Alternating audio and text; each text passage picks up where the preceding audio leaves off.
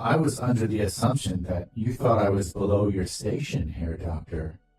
I believe that you described me as a tumor. Leo felt a wave of satisfaction as he made that snide remark. He felt anger. Felt? Feel? What was happening to him? Now, Leopold. That was before Avie explained what you really are. I mean, who you really are. And what is that, Herr Doctor?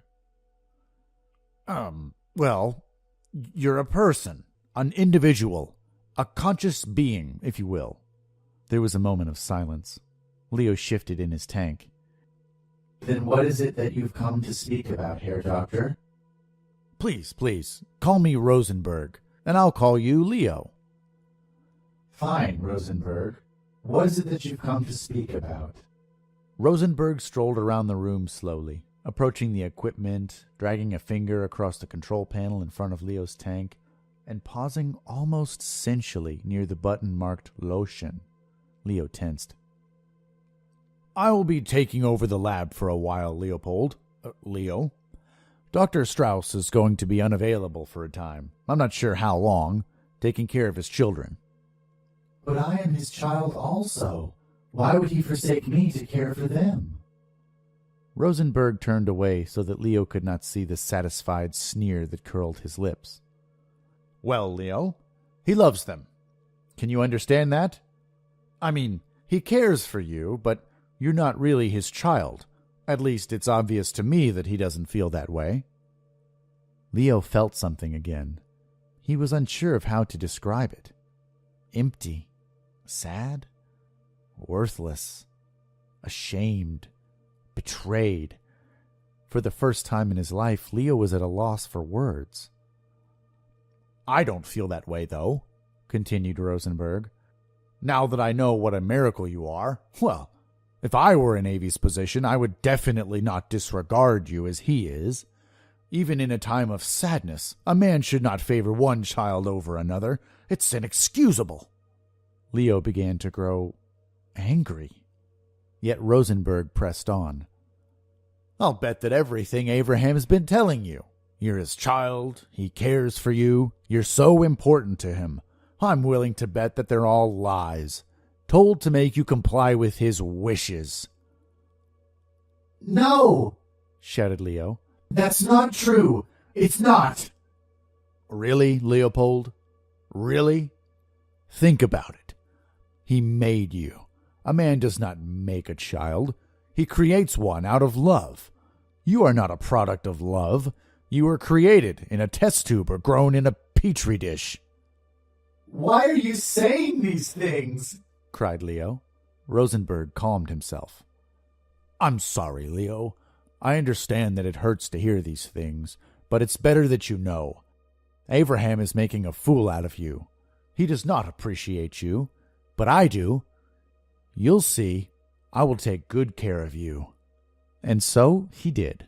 Every day for the next 3 weeks, Rosenberg would spend nearly 16 hours a day at the lab reading to Leo, making intellectual conversation, debating, and even joking. Leo was actually starting to understand human wit. It did, however, send a chill down Rosenberg's spine when he heard Leo's unnatural laughter emitting from the speaker box. In the meantime, Abraham was busy making arrangements for the care of his children, his real children. He had found a nanny that satisfied him, and after another week spent gathering his confidence, he stepped out of the door of the block home the Nazis had provided him on the grounds of the camp and walked resolutely toward the castle. He walked down the red corridor and paused at the laboratory room. What would Leo have made of his behavior? He had been ignoring Leo entirely. Yes, he knew that Dr. Rosenberg took over Leo's care, but Leo was his child. Abraham felt ashamed for abandoning him as he did. He justified it by telling himself that Leo was not dependent on him. Unlike his biological children, Leo had the mental capacity of an adult and was capable of caring for himself, even without the aid of Rosenberg. Satisfied with his rationalization, he stood tall and squared his shoulders, then opened the door to the lab. He heard it as soon as the door snicked open. He was unsure of what to make of the unnerving sound. It was like a raspy cough combined with the buzzing heard round a hornet's nest. Worse, he could clearly make out the underlying tones of Leo's voice. The sound was coming from his speaker box. Abraham burst into the room. "Mein Gott! What's wrong? What's happened to Leo?" Surprised by the sound of the door slamming open, Rosenberg jumped from the chair he'd been seated at in front of Leo's tank and whipped around. He relaxed when he saw that it was Abraham. He smiled as he realized that now would be the ultimate test.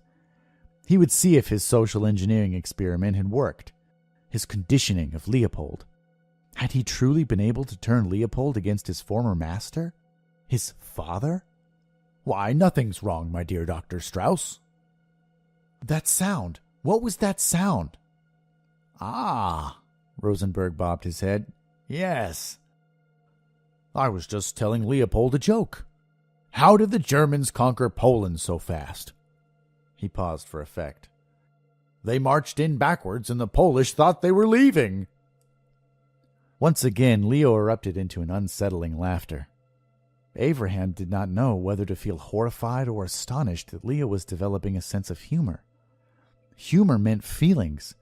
And that? Oh my. What disturbed him most was that it seemed Rosenberg had managed to do what he could not, elicit an emotional response from Leo. In addition to that, the joke was vulgar, racist, and politically charged. Why did the ethically benign creature find that funny? "Leo, I'm at a loss for words," interjected Dr. Rosenberg. Abraham was dumbfounded. "Laughing? Joking about the war? At the expense of the suffering of humans? What's going on here?" "Leo is just becoming a good German, Herr Doctor," Rosenberg taunted. Abraham was incensed. "I've had quite enough of you, Rosenberg." He turned to Leo's tank.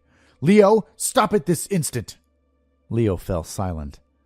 Abraham could almost sense him collecting himself, could almost sense him slowing his breathing as an angry man would before speaking. "You are not my master, father. You have no right to tell me what I can and cannot feel. There's only one man who I'm accountable to now." Aghast, Abraham cocked his head to the right. "Rosenberg?"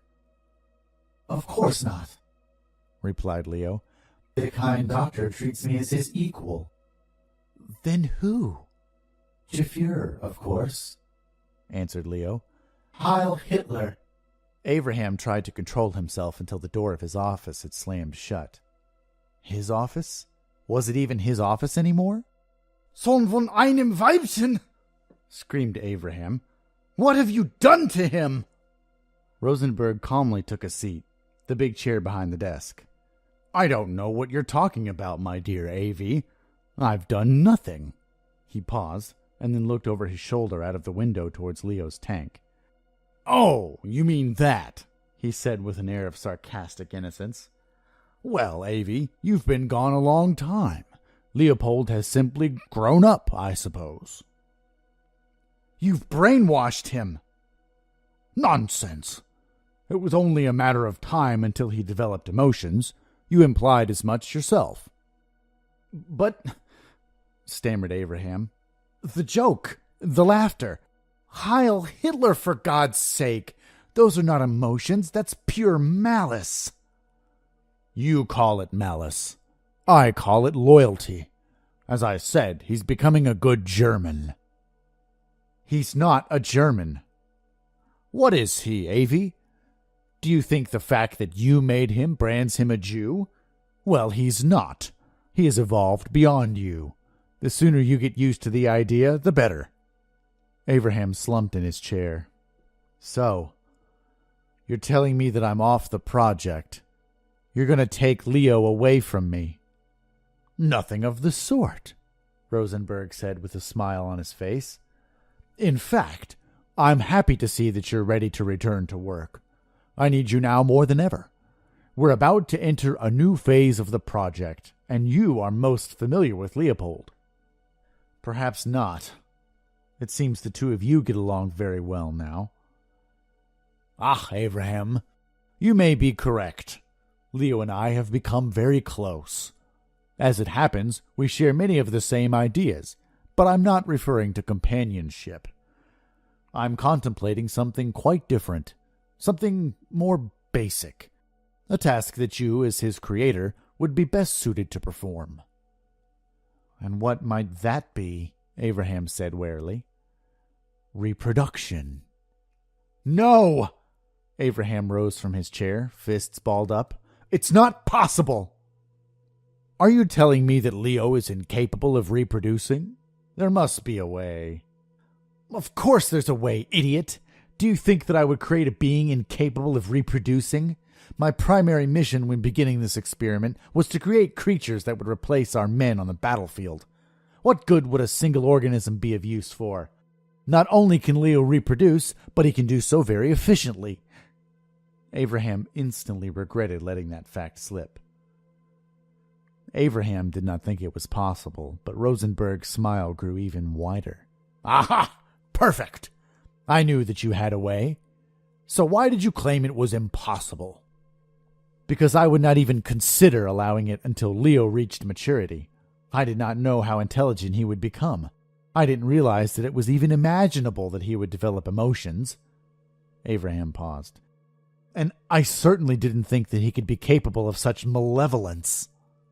"Once again, Avi, what you and I consider to be hatred are two very different things. In fact, I find Leopold to be quite likable." "That in itself disgusts me." "Nevertheless, you will assist me one way or another." Abraham once again fell into his chair, emotionally spent. He knew that he had lost the argument.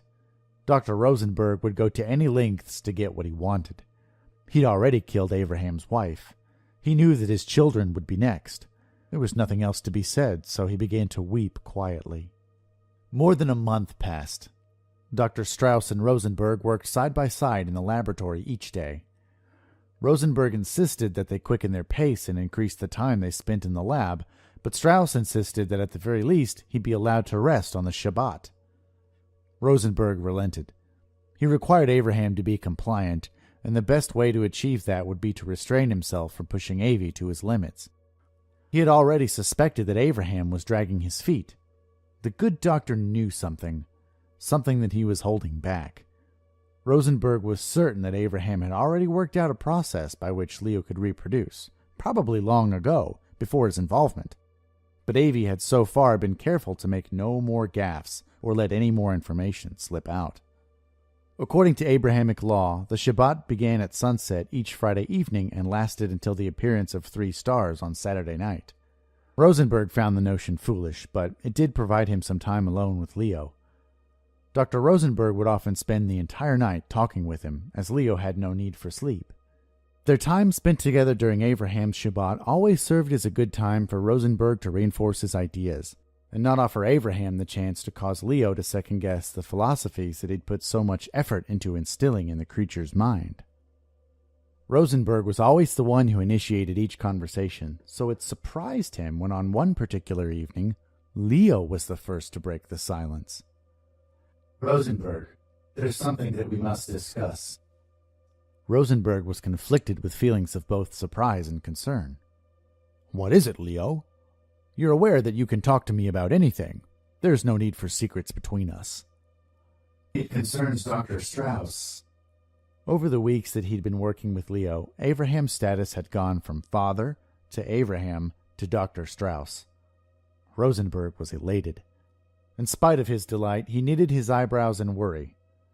"What about Dr. Strauss, Leo?" "It has occurred to me that the doctor is procrastinating about showing you his research regarding my ability to reproduce. At first, I thought that he had forgotten.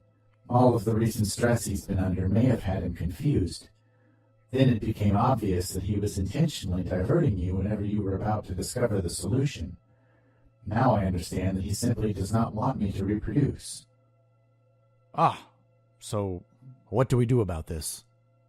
"Rosenberg, I'm sorry to have hidden this secret from you, but there's no need for research. I am already capable of reproducing in my current state." Dr. Rosenberg was startled. "What? Why didn't you tell me this earlier?" I was unsure of whether or not I wanted to reproduce. Now I think that I'm ready. Rosenberg's first instinct was anger. All of the wasted time! However, he restrained himself. He did not want to risk alienating Leo when he was so close to his goal. Well then, Leo, where do we begin? It has also occurred to me, continued Leo, seemingly oblivious to Rosenberg, that Dr. Strauss does not want me to reproduce. I fear that he may try to prevent me from completing the process. Well, that's it then. I'll have him banned from the lab. I thought of that as well, at first. But what if he has sympathizers in his employ? What if one of the guards mistakenly allows him in? It would be simple for him to stop me. Strangely, I have come to value my life, and I believe that what I am experiencing is something akin to fear. Rosenberg stroked his chin. As ruthless as the Gestapo is, I don't think that they would simply kill him. He's an integral part of the experiment. They've invested a lot in him. Even were he to be taken off of this project, they would use him elsewhere. Yes, said Leo, growing angry. Perhaps even developing a natural predator to hunt me and my offspring. That thought has also weighed heavily on my mind. I need to think about this, Leo. I'll have Abraham banned from the lab in the meantime. No. Allow me to speak with him.